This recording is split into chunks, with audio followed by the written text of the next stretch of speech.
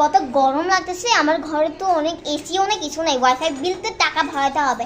এখন একটা কাজ করি, চলো আমার বোনের বাড়ি যাই। বোনের বাড়িতে টাস মাছ হয়ে যাবে, পুরো দিনই থাকবো। ইয়ে চলো।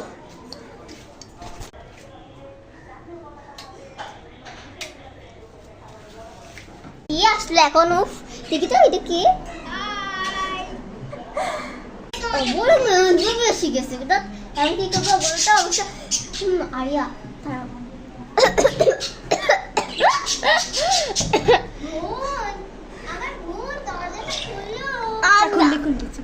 আচ্ছা খুলতেছি।